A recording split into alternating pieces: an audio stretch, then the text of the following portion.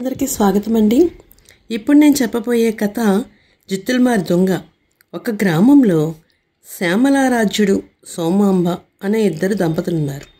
వాళ్ళకి చాలా మంచివారు. వాళ్ళు బొత్తిగా అమాయకులు, ఏమీ తెలియదు. తెల్లని వల్లి పాళ్ళు అనుకుంటున్నారు, నల్లని వల్లి నీళ్లు అనుకునేవాడు. వాళ్ళకి కొంచెం డబ్బు ఉంది. ఎప్పుడూ దాన ధర్మాలు చేస్తూ అన్నిటికీ పైన భగవంతుడే ఉన్నాడని చెప్పి భగవంతుని మీద ఆధారపడి జీవనయాత్ర సాగిస్తున్నారు. ఎంతో మంచివాళ్ళు కావడం చేత ఊళ్ళో అందరూ ఆ దంపతుల కంటే ఎంతో ఆదరంగా ఉండేవారు అన్నమాట వాళ్ళంటే.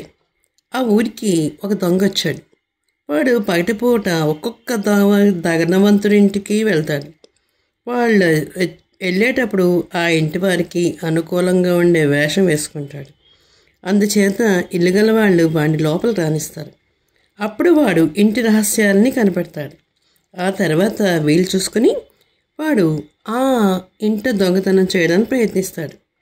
దొంగ ఈ విధంగా గ్రామంలో 2-3 ఇళ్లలో దొంగతనం చేశాక వాడి కన్ను శ్యామలారాజ్యం ఇంటిపై పడింది. వాళ్ళ ఇంట దంపతులు ఇద్దరే ఉంటారు. వాడు బొత్తిగా అమాయకులు కదా వాళ్ళు అని తెలుసుకున్నాడు. వాడు తెల్లని గడ్డం మీసాలు పెట్టుకుని ఒక విచిత్రమైన కిరీటం లాంటిది పెట్టుకుని ఒక గోతంలో తను సంపాదించిన డబ్బులన్నీ కొంత పెట్టుకుని రాత్రి పొద్దుపోయి వచ్చి శ్యామలారాజ్యం ఇంటి తలుపు తట్టాడు. ఎవరు మీరు అని శ్యామలారాజ్యుడు అడిగాడు. నేనే, తలుపు తీయండి అన్నాడు దొంగ.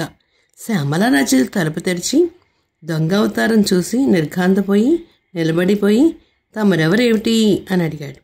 దొంగ లోపలికి వచ్చి తలుపులు మోస్తూ, నేను ద్వారదేవతను, గృహదేవత యొక్క బంటును. ప్రతి ఇంట 10,000 రూపాయలు సొత్తున్నదా లేదా చూసిరమ్మని గ్రామదేవత నన్ను పంపించింది. ఎవరింట్లో అయినా 10,000కు పైబడి ఉంటే సరే, 10,000కు తక్కువ ఉంటే దాన్ని తీసుకుపోయి తెల్లారే లోపుగా 10,000 చేసి అందించవలసిందిగా గృహదేవుడు వారి ఆజ్ఞ అన్నాడు. మీరు అందరిళ్ళకి వెళ్ళి ఇలా వస్తారా స్వామి అని అతను శ్యామలారాజ్యుడు దొంగల లోపలికి రమ్మన్నాడు. లేదు, మీ వంటి మంచి భక్తుల దగ్గరికి, ధర్మాత్ముల దగ్గరికి వీళ్ళకి మాత్రమే గృహదేవత నన్ను పంపుతుంది. ఇప్పుడే ఒక మహానుభావుల ఇంటి నుంచి వస్తున్నాను. ఈ సంచిలో ఉండే ధనము వాళ్ళ ఇంటి నుంచి తెచ్చింది. ఏది, మీ ఇంట్లో ఉండే ధనమంతా తెచ్చి నాకు చూపించండి, నేను దానికి ఖరీదు కట్టుకోవాలి అన్నాడు దొంగ. అమాయకురాలైన ఆ భార్యాభర్తలు ఇద్దరు కూడా వాళ్ళ దగ్గర ఉండే డబ్బు, బంగారం అంతా తెచ్చి దొంగడికి ముందు పెట్టాడు. అయ్యో పాపం, మీ ఇంటి గట్టిగా 5,000 అయినా లేదే. దీన్ని గృహదేవత గారు చూపించి 10,000 చేసి తెల్లారిలోపుగా తెస్తానే అన్నాడు దొంగ వెళ్ళిపోవడానికి సిద్ధమవుతూ. అప్పుడే వెళ్ళకపోకండి, రాక వచ్చి మా ఇల్లు పావనం చేశారు కదా, మా ఆతిథ్యం తినండి, మా ఆతిథ్యం తీసుకోండి. ఇలా వెళ్ళడం మర్యాద కాదు, క్షణంలో భోజనం తయారవుతుంది అన్నారు ఆ దంపతులిద్దరూ. ఆతిథ్యం వద్దు అంటే అన్నం పెట్టే సమయానికి ఎవరన్నా మన ఆకలి లేదో అన్నం వద్దు అన్నామనుకో ఎక్కడ తిరిగినా దొరకదన్నమాట. అందుకని ఆ దొంగకి అనుమానం వచ్చింది. అమ్మో, వీళ్ళు భోజనం పెడతా అన్నారు, పెట్టినప్పుడు తినేసి పోవాలి కదా, నేను తిన్నాం అనుకుని తినేస్తాను అనుకుని కూర్చున్నాడు అక్కడ. వీడు తమ మాటలు పూర్తిగా నమ్మారు కనుక తెల్లారేలోపుగా ఎప్పుడైనా వెళ్ళిపోవచ్చులే, నష్టమేం లేదనుకుని దొంగ చక్కగా వాళ్ళు పెట్టిన భోజనాన్ని తృప్తిగా కడుపు నిండా తిన్నాడు. వెంటనే సోమాంబ పొయ్యి రాజేసి అన్నము, కూర, పులుసు సిద్ధం చేసి వాళ్ళతో పాటు ఎన్ని పళ్ళు కూడా ఇచ్చి దొంగ ముందు పెట్టింది. వంటకాలు చాలా బాగా చేసింది ఆవిడ. దొంగ ఆకలి మీద ఉన్నాడేమో, వాడు భలే బాగా తిన్నాడు. చెంబుడు నీళ్ళు తాగేశాడు. పదార్థాలు చాలా రుచిగా ఉండడం చేత అవన్నీ తినేశాడు. వాడికి ఎక్కువ అన్నం తినేసరికి వాడికి ఏంటి భుక్తాయాసం వచ్చేస్తుంది అనమాట. కాసేపు విశ్రాంతి తీసుకుని పోదురు కానీ ఇంతలో తొందర ఏమొచ్చింది అన్నారు దంపతులు. వాళ్ళు మొత్తంగా అమర్చిన పక్క మీద ఇలాగా కళ్ళు మూసుకొని పడుకోగానే దొంగకు నిద్రపట్టేసింది.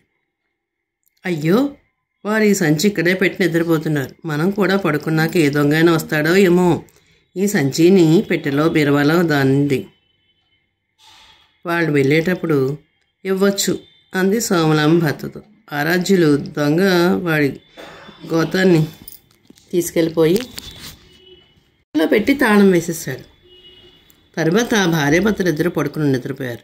తెల్లారుజామున దొంగకు మెలకు వచ్చింది. భార్యాభర్తలిద్దరూ గాఢ నిద్రలో ఉన్నారు. ఇల్లు నిశ్శబ్దంగా ఉంది. వెళ్ళిపోవడానికి ఇదే మంచి అవకాశం అనుకుని వాడి సంచి కోసం వెతుక్కుంటుంటే వాడి చేతికి చిలకడ దుంప సంచి కూడా దొరికింది. అంటే 2 సంచులు పక్కపక్కన ఉన్నాయన్నమాట. చిలకడ దుంప సంచి తీసుకున్నాడు. అదే తన సంచి అనుకుని దాన్ని ఎత్తి నెత్తిన పెట్టుకుని తలుపు గడి తీసి బయటికి పడి పరుగులు తీశాడు. ఊరు దాటి చెరువు గట్టుకు వెళ్ళేసరికి తెల్లారిపోయింది. అప్పుడే ఆ దొంగకు నిద్రమత్తు కాస్త పూర్తిగా వదిలిపోయింది. తన నెత్తి మీద సంచి ఉంది, డబ్బు నగలు కావట్లా ఉంది అని వాడికి అనుమానం వచ్చింది. ఇది డబ్బు నగల్లా లేవే, ఏమిటిది అనుకున్నాడు. వాడు సంచిని గట్టి మీద దించి విప్పదీసి చూస్తే ఏముంది, అన్నీ చిలకడ దుంపలే. తాను చీకట్లో పారిపోయి ఆ సంచిని బదులు మరో సంచిని తెచ్చుంటానని దొంగ అనుకున్నాడు. వాడు ఆ సంచిని అక్కడే ఉంచి చెరువులో దిగి ముఖం కడుక్కుని గట్టు మీదకి వచ్చేసరికి ఎక్కడి నుంచో 2-3 గేదెలు వచ్చి చిలకడ దుంపలు పూర్తిగా తింటున్నాయి. తినండి తినండి, ఈ రాత్రి నేను మళ్ళీ వెళ్ళి ఆ వెరుబాగల దగ్గర చిక్కిపోయిన నా అసలు సంచిని తెచ్చుకుంటానులే అన్నాడు దొంగ. దొంగ వెళ్ళిపోయిన కాసేపటికి సోమాంబ లేచి ద్వారదేవుడికి కూడా వెళ్ళిపోయిన సంగతి తెలుసుకుని భర్త నిద్రలేపి, వాళ్ళు చెప్పకుండా వెళ్ళిపోయినట్టున్నాడండి, సంచి కూడా తీసుకుపోలేదు అంది. ఆ మాటలకు సామ్రాజ్యాలు వెళ్ళిదానా, వరాలు ఇచ్చే దేవుళ్ళు చెప్పకుండా వస్తారు, చెప్పకుండా వెళ్ళిపోతారు. సంచి వారు తీసుకుపోరాదని ఏమిటి నమ్మకం అన్నాడు. బీరువా తెరిచి చూస్తే సంచి ఉంది. అందులో ఉన్న నగలు బంగారము అంతా ఎంచితే 10,000 రూపాయలు విలువ ఉండదనే ఉంది. చూసావా, వారి సంచి తీసుకుపోనే పోయారు. 10,000 చేసి మనకి తిరిగి ఇవ్వడానికి ఇచ్చారు కదా అన్నాడు అమాయకులను ఆరాధ్యులు. చిలకడ దుంప సంచి పోయిన సంగతి తెలియగానే ఆ దంపతులు గృహదేవతను అవి ఇష్టం కాబోలనుకుని రోజు ఆ దేవతకి చిలకడ దుంపలు ఒకటి నైవేద్యం పెడదాంలే అనుకుని నిశ్చయించుకున్నారు. సోమాంబ కొత్త నగలను వేసుకుని ఎరిగిన వాళ్ళందరికీ వెళ్ళి రాత్రి జరిగిన విషయం అంతా అద్భుతం గురించి అందరికీ చెప్పింది. ఆమె వేసుకున్న నగల్లో కొన్ని నారాయణమ్మ గారి అనే ధనకుడి ఇంట్లో దొంగలు దోచుకుపోయినాయి. వీళ్ళు ఇంటి ఎందుకు అలా వచ్చాయి? ఆరాధ్యుల భార్య వంటిన కనిపించినట్టు ఆనోటో అయినట్టు విని ఆ అమాయకురాలు దొంగతనం అంటకట్టడం అసంభవం కనుక ఏం జరిగిందో తెలుసుకోవడానికి నారాయణాచారి ఆరాధ్యుల ఇంటికి వచ్చారు. భార్యాభర్తలు ఇద్దరు జరిగిందంతా చెప్పి చిలకడ దుంప సంచి పోవడంతో సహా చెప్పేశారు. అప్పుడు బండారి రాజాధికారి దగ్గరికి పోయి ఎవడో దొంగవాడు దొంగతనానికి కాని మారువేషంలో సామ్రారాజు ఇంటికి వచ్చి ప్రమాదవశాన్ని తాను ఇచ్చిన సంచిని బదులు చిలకడ దుంప గోతం పట్టుకుపోయినట్టు చెప్పాడు. అయితే వాడు మళ్ళీ రాత్రి నగల కోసం వచ్చి తీరుతాడు. అప్పుడు మేము వాడిని మాట వేసి పట్టుకుంటాం. మీరు మాత్రం మీ పోయిన నగలు శ్యామరాజ్యుల ఇంటికి చేరినట్టు ఎక్కడ చెప్పకండి అన్నాడు రాజాధికారి బండార్తో. ఆ ఎత్తు పారింది. సరిగ్గా రాత్రి అర్ధరాత్రి దొంగ ఇంకో వేషం వేసుకొచ్చి సామరారాజు ఇంటికి వచ్చి తలుపు కొట్టాడు. సామరారాజు తలుపు తీసి, తమరైనా స్వామి, దయచేయండి దయచేయండి అన్నాడు. దొంగవాడు తలుపు గడియ పెట్టడానికి వెనక్కు తిరిగేలోపు భటులు వచ్చి ఆ దొంగను పట్టుకుని వాడి గడ్డము మిసాలు లాగేశారు. వాడు ఊళ్ళో దొంగిలించిన నగలు డబ్బు ఎవరి వాళ్ళకి వచ్చేసాయి. దొంగకు శిక్ష పడింది. గొప్ప చిత్తులు మారైన దొంగను పట్టించినందుకు సామరారాజుల వారికి రాజుగారు చిన్న బహుమానం కూడా ఇచ్చారు. చూసారా మరి వాళ్ళు ఎంత మంచివాళ్ళో. ఏమీ తెలియని వాళ్ళకి దొంగను పట్టించే ఇది వచ్చింది. తలని వాళ్ళు పాళ్ళు, నల్లని వాళ్ళని నీళ్ళు అనుకునే అమాయకులకి భగవంతుడు ఎలా చేశాడో చూడండి. మరి కథ చెప్పుకుందామా అయితేనే. మరొక కథ పేరు చెప్పించిన విద్య. ఒక ఊళ్ళో ఒక అబ్బాయి ఉన్నాడు. వాడికి గొప్ప గొప్ప విషయాలన్నీ తెలుసుకోవాలని, గొప్ప జ్ఞానం అయిపోవాలని వాడి కోరిక. ఒకనాడు వాడు ఊరికి ఒక సాధు వచ్చాడు. అది తెలిసి ఆ అబ్బాయి సాధు దగ్గరికి వెళ్ళి, స్వామి నాకు జ్ఞానం ఉపదేశించండి అని అడిగాడు. అప్పుడు నేను కూడా జ్ఞానం అయిపోతానన్నాడు. సాధు నవ్వి, పిచ్చివాడా, చెప్పొచ్చిన విద్య కట్టించిన మూట ఎంతో దూరం రావన్న సామెత నీకు తెలియదా? నోటి మాటలు జ్ఞానం తెలియని వాళ్ళు ఎవరుంటారు? అంత మాత్రానికే అందరే జ్ఞానులైపోతున్నారా అన్నాడు. స్వామి మీరు చెప్పేది నాకు సరిగ్గా బొరకెక్కట్లేదు అన్నాడు. నేను ఈ ప్రాంతంలో 2 రోజులు ఉంటాను. కావాలంటే ఆ 2 రోజులు నా వెంట తిరుగు. అప్పుడు నేను చెప్పిన బోధనన్నీ కూడా నీకు వినే అవకాశం దొరుకుతుంది. అప్పుడు నువ్వు జ్ఞానం అయిపోవచ్చు అన్నాడు సాధువు. జ్ఞాని కావాలన్న కుర్రాడు సాధువు ఆ రోజు అలా తిరిగి ఆ రాత్రి ఎవరింటి గుమ్మం మీద కూర్చున్నాడు. ఆ దొంగవాడి ఇంటి దగ్గర అరుగు మీద కూర్చున్నారు ఈ సాధువును కుర్రవాడు.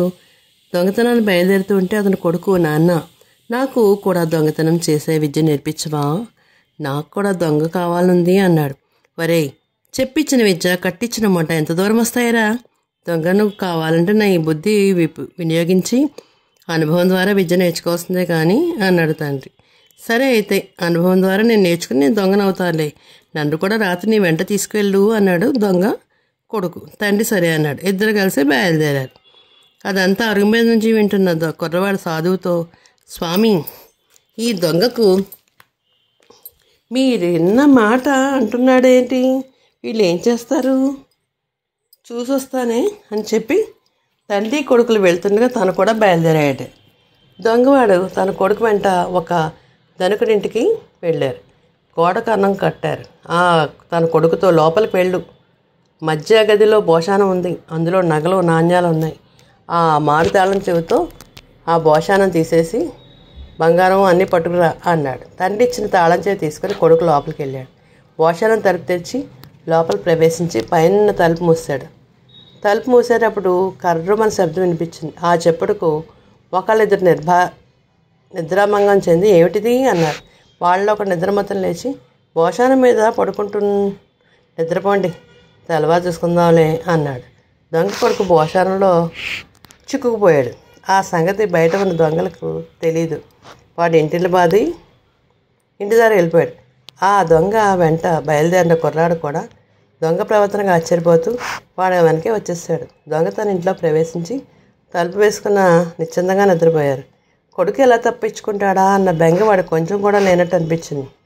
ఈ లోపుగా భోషాలలో చిక్కిన దొంగ కొడుకు నిశ్చిందంగా తనకు పట్టుకోవడానికి సాధ్యమైనంత బంగారం సరుకు తీసుకుని మూట కట్టుకున్నాడు. ఆ పని పూర్తిగానే ఎలుకలాగా చప్పుడు చేశాడు. ఆ చప్పుడు విని భోషానం మీద పడుకున్నవాడు ఎలుకలే అంటూ భోషానం మూత ఎత్తాడు. వెంటనే లోపలున్న కుర్రవాడు చెంగున బయటికి దూకి భోషానంలో పడుకుని లేచిన మనిషిని గట్టిగా ఒక తన్ని తన తండ్రి చేసిన కన్నంలోంచి బయటికి పరిగెట్టుకుంటూ వచ్చేశాడు. ఈ లోపల ఇంటిల్లిపాది లేచారు. దొంగ అని కేకలు పెడుతూ వాడి వెంట పరిగెట్టారు. వాళ్ళని విదిలించుకోవడానికి ఆ దొంగ కొడుకు తన దారిలో కనిపించిన ఒక బావిలో పెద్ద బండరాయి దబాల్మని వేసేసి సమీపంలో ఉన్న చెట్టెక్కి కూర్చున్నాడు.